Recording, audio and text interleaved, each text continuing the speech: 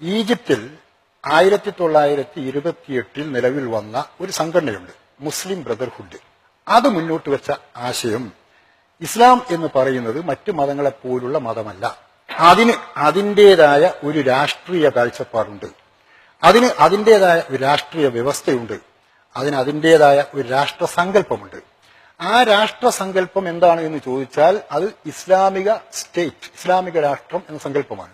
അപ്പോൾ ഒരു മുസ്ലിമിനെ സംബന്ധിച്ചിടത്തോളം മറ്റു പല മുസ്ലിങ്ങളും കരുതുന്നത് പോലെ പ്രാർത്ഥിക്കുക, 5 നേരം നമസ്കരിക്കുക, റംസാൻ മാസത്തിൽ നോമ്പനുഷ്ഠിക്കുക, പറ്റുമെങ്കിൽ ഹജ്ജിന് പോവുക, സക്കാത്ത് നൽകുക എന്നത് മാത്രമല്ല, മറിച്ച് ഒരു ഇസ്ലാം സമ്പൂർണമാകണമെങ്കിൽ മുസ്ലിങ്ങൾ ഇസ്ലാമിന്റെ ഭരണം സ്വന്തം രാജ്യത്ത്, പറ്റുമെങ്കിൽ ലോകത്തിൽ ഉടനീളം സ്ഥാപിക്കുവാനുള്ള പ്രവർത്തനം നടത്തണം, അതിന് വേണമെങ്കിൽ ജിഹാദ് നടത്താം എന്നൊക്കെയുള്ള ആശയങ്ങൾ ഈ പറയുന്ന മുസ്ലിം ബ്രദർഹുഡ് ഈജിപ്തിൽ പ്രചരിപ്പിച്ചു. അതിന്റെ താത്വികാചാര്യനായിരുന്നു സയ്യിദ് കുത്തുബ്. അദ്ദേഹം എഴുതിയൊരു പുസ്തകമുണ്ട്. മലയാളത്തിൽ ജമാഅത്തെ ഇസ്ലാമിക്കാര് വഴിയടയാളങ്ങൾ എന്ന പേരിൽ ആ പുസ്തകം മലയാളത്തിൽ പ്രസിദ്ധീകരിച്ചിട്ടുണ്ട്. ഇപ്പോൾ ചില ചാപ്റ്റേഴ്സൊക്കെ അവർ ഒഴിവാക്കിയിട്ടുണ്ട്. ഈ മൈൽ സ്റ്റോൺസ് ആണ് ഇസ്ലാമിക തീവ്രവാദത്തിന്റെ ബൈബിളായിട്ട് പരിഗണിക്കപ്പെടുന്നത്. അതേ സമയത്ത് തന്നെ ഏതാണ്ട് 1941 ഇന്ത്യ ഉപഭൂഖണ്ഡത്തിലും ഈ പറയുന്ന മുസ്ലിം ബ്രദർഹുഡ് മുന്നോട്ട് വെക്കുന്ന ആശയത്തോട് സാമ്യമുള്ള ഒരു പ്രസ്ഥാനം നിലവിൽ വന്നു. അതാണ് ജമാഅത്തെ ഇസ്ലാമി. ഇസ്ലാം എന്ന് പറയുന്നത് സമ്പൂർണമാകണമെങ്കിൽ അതിൻ്റെതായ ഭരണവ്യവസ്ഥ സ്ഥാപിക്കണം. അത് സ്ഥാപിക്കുക എന്നത് മുസ്ലിങ്ങളുടെ കടമയാണ്. അതിനുവേണ്ടി ജിഹാദ് നടത്താം എന്നൊക്കെയുള്ള ആശയങ്ങളാണ് ഈ പറയുന്ന സംഘടനയും പ്രചരിപ്പിച്ചു പോകുന്നത്.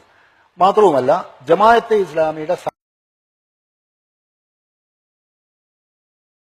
മൗദൂദി എഴുതിയ പുസ്തകത്തിൽ പറയുന്നത് ജനാധിപത്യം, മതേതരത്വം, ദേശീയത എന്നീ ആശയങ്ങൾ നിങ്ങളുടെ ഇസ്ലാമിനും ഈമാനിനും ഘടകവിരുദ്ധമാണ് എന്നാണ്.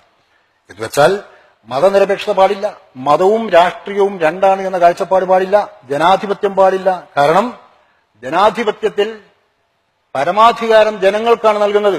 പരമാധികാരം ജനങ്ങൾക്ക് നൽകാൻ പാടില്ല, പരമാധികാരം അള്ളാഹുവിന് എന്ന് വെച്ചാൽ ദൈവത്തിന് നൽകണം. ഈ ഭൂമിയിലുള്ള പരമാധികാരം ദൈവത്തിനാണ്, മനുഷ്യനല്ല.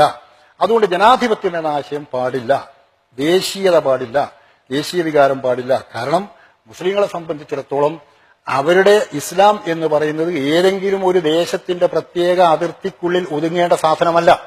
എവിടെയൊക്കെ മുസ്ലിങ്ങളുണ്ടോ, അവർ ചൈനയിലായാലും ശരി, ഇന്ത്യയിലായാലും ശരി, റഷ്യയിലായാലും അമേരിക്കയിലായാലും ഇനി യൂറോപ്പിലായാലും ആഫ്രിക്കയിലായാലും അവരൊക്കെ ഒറ്റ സമുദായമാണ്. അതുകൊണ്ട് ദേശീയത എന്ന സങ്കല്പം ഇസ്ലാമിന് അന്യമാണ്. ഈ ആശയങ്ങളാലൊക്കെ പ്രചോദിതരായിട്ട് വന്നവർ തന്നെയാണ് പിൽക്കാലത്ത് ഈ പറയുന്ന ഇസ്ലാമിക് സ്റ്റേറ്റ് എന്ന ഈ ഒരു പ്രസ്ഥാനത്തിന് അല്ലെങ്കിൽ ആ പ്രതിഭാസത്തിന് രൂപം നൽകിയത്.